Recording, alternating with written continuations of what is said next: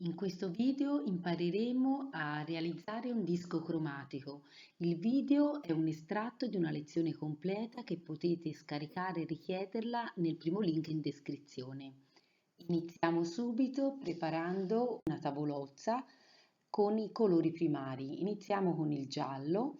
Questo schema che vedete potete scaricarlo dal mio sito, vi mando il link anche di questo in descrizione e inizio a mettere i tre colori primari, il giallo, e posiziono il giallo nel secondo disco e poi dove ci sono tutte quelle lineette lo posiziono proprio al centro, anche il magenta e il blu.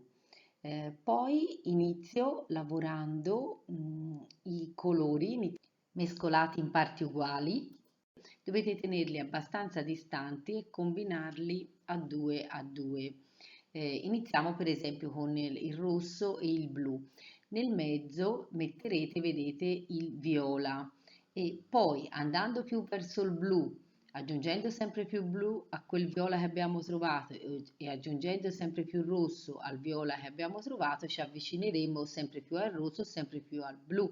Ma quando rimaniamo in questo spicchio del viola, sono tutti colori comunque che devono essere considerati viola, che tendono magari al blu o al rosso, però sono sempre viola, mentre nello spettro del blu troverete dei blu, come nello spettro del rosso troverete dei rossi che tendono al viola o dei blu che tendono al viola, ma si devono considerare comunque blu.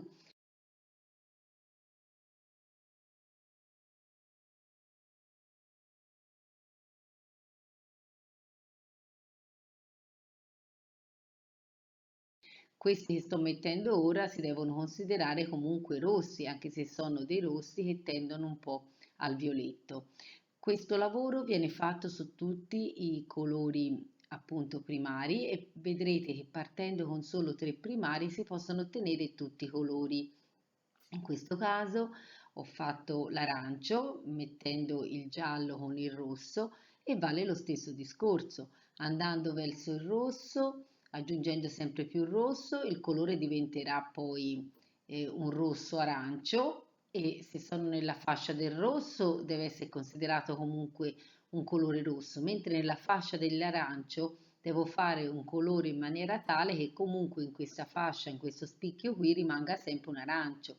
Lo stesso avvicinandomi al giallo, sarà un giallo che tende più all'arancio, mentre poi quando andrò a fare il verde sarà un giallo più acido che tenderà, l'ultimo diciamo dello spicchio di giallo sarà comunque un giallo, però un giallo più acido. E qui lo stesso discorso, vedete, mi costruisco a partire da un tono medio che ho realizzato. Sapete, i colori secondari sono il verde dall'unione del giallo col blu, l'arancio dall'unione del giallo col rosso e il viola dall'unione del rosso con il blu. Questi colori poi vado a posizionarli anche nei quadratini in basso, mettendoli affiancati come complementari. I complementari sono quei colori che sono all'opposto del disco cromatico, quindi il complementare del giallo e il viola, il complementare del blu e l'arancio, il complementare del rosso e il verde. L'utilizzo dei complementari è di fondamentale importanza perché sono colori che si esaltano a vicenda. Ora sto facendo tutti i colori terziari, vale a dire sto lavorando diciamo con i colori un secondario e un primario insieme e vedrete che esce tutta una gamma di marroni, logicamente marroni più tendenti al viola, marroni più tendenti al blu e scuri, marroni più tendenti al verde, proprio perché in base al quantitativo del primario che metto darò poi la tonalità delle varie terre. Questo schema che vi presento potete scaricarlo dal mio sito, vi metto il link in descrizione dove trovate materiali gratuiti. La conoscenza di tutti i colori, delle loro relazioni è di fondamentale importanza. È necessario poi usare una palette di colori giusta, quella che poi rappresenta più ognuno di noi e ci aiuta a capire l'idea di quello che vogliamo esprimere. Logicamente scegliendo colori caldi o scegliendo colori freddi diamo una diversa impressione, quindi per ogni nostra opera, per ogni nostra creazione dobbiamo avere ben presente i colori giusti da scegliere.